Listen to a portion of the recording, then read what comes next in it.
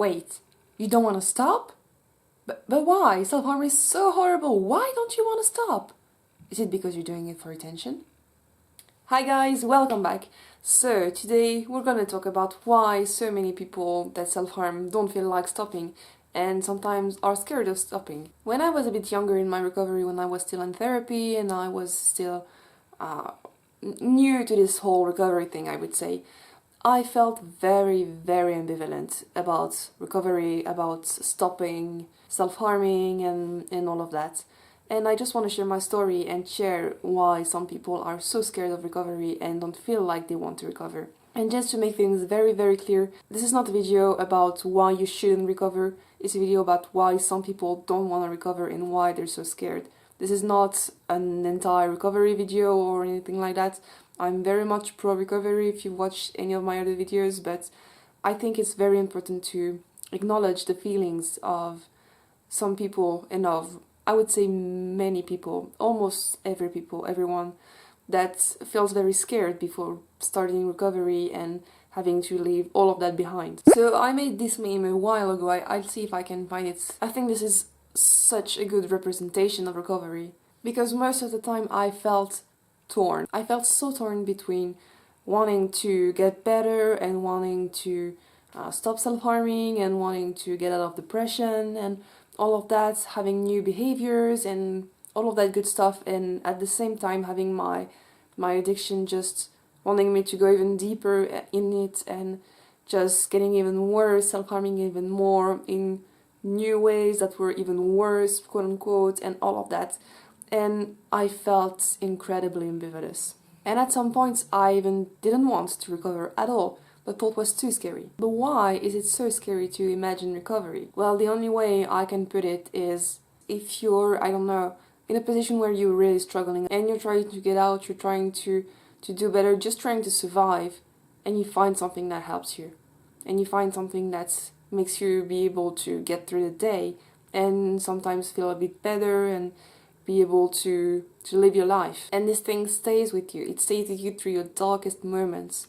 It stays with you during depression, during loss of loved ones, during everything. And it's the only thing that can comfort you. It's the only thing that works to make you feel better. It's the only thing that brings you joy and brings you happiness in life. You start to get attached to it. It's Stockholm Syndrome, but you do start to get attached to it. Even though this thing is destroying you and is making you 10 times worse, you don't see that. You become so attached to it, and it becomes your security blanket. That is what self-harm can become. So when someone wants to take that away from you, so when someone wants you to stop self-harming, to start recovering, from the outside perspective, it seems like the most logical thing that the person would want, right? Because self-harm doesn't feel great, it's not something that's good for you, it's something that makes you feel worse and all of that, but that's what you will see from the outside perspective. But maybe the person will see a bit of that, but mostly what they will see, or what I saw, I would say, is I have to start almost a new life. I have to create new habits. I have to leave behind such a precious thing that helped me so much and that got me through such dark times, that I'm attached to, that is helping me, that feels good. I feel a bit weird saying that it feels good, but you almost start to enjoy it in some way. Not really in I enjoy pizza way, but your brain's getting messed up, basically. At some points, stopping self-harm really felt like losing my best friend, like I had to say goodbye to my best friend and leave them on the side and move on. And yes, that best friend was incredibly abusive, that best friend was not good for me, that was a toxic relationship that was only dragging me deeper into my depression, but that's not what you see at the moment, or it's not always what you see. You see that emotional attachment that you grew with that thing. You see all the good things that it does bring you, because let's be honest, it does bring you some good things, otherwise you would just stop doing it. Doing it relieves the urge, it relieves the sadness and all of that, but you don't always see all the bad stuff that does happen with self-harm. So the addiction, the wounds, all the not being able to cope properly, all of that. I'm not trying to glorify self-harm here, I'm just trying to show you the perspective of someone that has been through it and that has felt these feelings. And when I was feeling like that, I hadn't seen anyone talked about that. anyone. No one was talking about it. And as I hadn't seen anyone come out about those feelings, I thought that I was very wrong for feeling those things.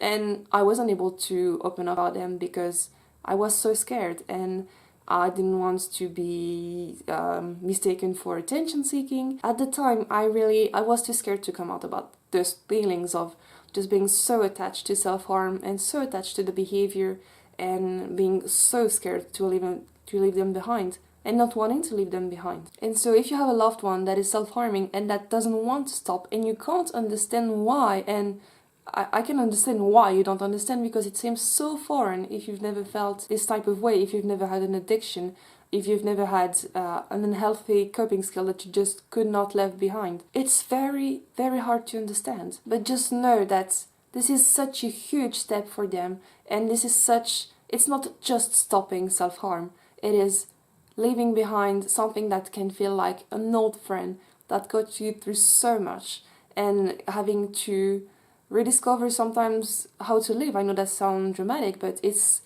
close to that, because if this is an addiction, this is something that you've been doing for a while, you have to relearn how to live another way. It is very worth it to do it. It's so worth it. I'm really glad I stopped self-harming. But it's not easy, and it's very, very scary. And this is really something that I wish we all acknowledged more, and that especially therapists and mental health professionals acknowledged more, because I think if this is something that was talked about, a lot of people would feel way more supported and way better understood.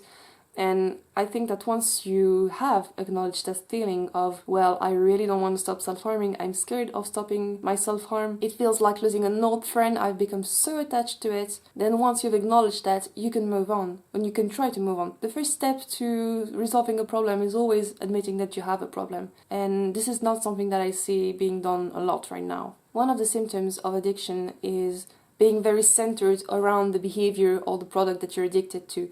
So you're thinking about it so much, you're always thinking about how to do it more, about how not to get caught, how you're going to do it the next time, and all of that. So when you're in an addiction to self-harm or to any other thing, that addiction is taking a lot of space in your head. And this is something you sadly become accustomed to. It's very sad, but you get used to it. And when you think about removing all of that, from the outside, it should feel like a relief and like, oh, I'm so much better without those thoughts, which you will be in the end. But at the beginning, it can be like, whoa, my entire life and thoughts and all of that will change. Who am I going to be without self-harm? What am I going to do? How am I going to cope? It's very nerve-wracking. Something that I wish I had done at the time, that I didn't do, but that I wish I had done, is, and that maybe that would have helped me, is maybe writing a goodbye letter to my self-harm, and just having this ritual of leaving it behind and being able to talk about that with my therapist, about why I felt like I couldn't leave it behind. And this deep, deep attachment that I felt for my self-harm and for all the things it brought me, because it did bring me some good things. It brought me mostly bad things, like scars all over my body, like unhealthy coping habits, but that's not what you see when you're in the pit of addiction. So if you're someone that is feeling exactly like I described, I just want you to know that you're not alone, that you are not a bad person for having those feelings and those thoughts, that it doesn't make you a crazy person, it doesn't make you an attention seeker, it mostly just makes you, in my opinion, someone who is dealing with an addiction. But I also want to tell you that you don't have to listen to those thoughts, that those thoughts are lying to you, and that this is, again, your addiction trying to trick you, and you have to stop listening to it. Yes, it is very scary to leave self-harm behind. It is, like I said, it's like leaving an old friend, but life will be so much better afterwards, and I really encourage you to do so. Reach out for help and tell people that you feel those things and that you need to have help dealing with them, because that's really the best thing you can do. Reach out to others that have suffered the same thing and talk about it so you can understand each other, which, side note, is why I think we really, really need some self-harm support groups. I haven't seen any in the world, and I'm really pissed off about it. Super pissed off about it. I need to create some. Probably will one day.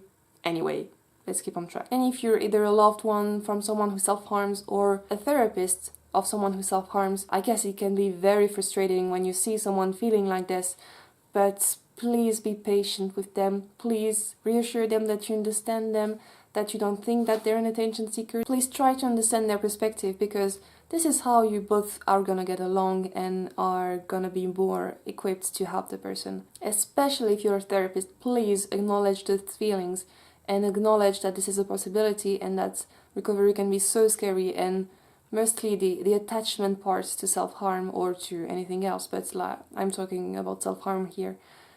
Acknowledge that this is a possible feeling and that it doesn't make you crazy, it doesn't make you necessarily not ready for recovery, it just means it can happen and it's something that can be dealt with. I've heard some people say that you should wait to ask help until you're 100% ready to change and move on and go about with your life, that until you're not 100% ready, you shouldn't seek help because that's just a waste of time or something like that, and that this is not something that's good.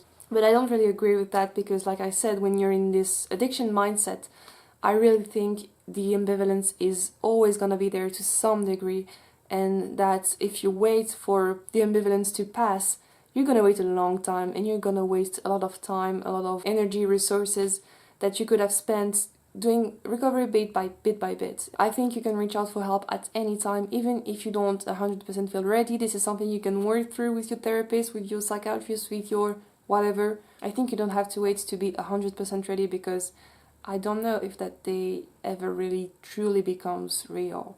Maybe it does for some people, but I know that if I had waited to be 100% ready to give up self-harm, I'd probably still be self-harming, and I probably would be for a while. This is also the reason why sometimes it's very hard to see your scars fade, because it can bring back this whole thing of, oh my god, self-harm is leaving me and I don't know if I want to let it go. And it can also feel this whole baby cut syndrome feeling of, oh my god, I haven't felt bad enough, I haven't hurt myself bad enough. I made a whole video about that I will link here if you want to watch it. So yeah, I think that's gonna be it for today. Please leave me in the comments your experience. Have you felt this way? Have you not? Maybe you haven't, and I really want to know your experience too. How did you deal with it? Were you able to talk about it with your treatment team or not? I would love to know. If you want to chat with me or see daily content from me on self-harm, you can check out my Instagram, link is in the description. As always, I answer to every DM I get. If you like this video, please give it a like, share it and subscribe, and I will see you very soon. Bye guys.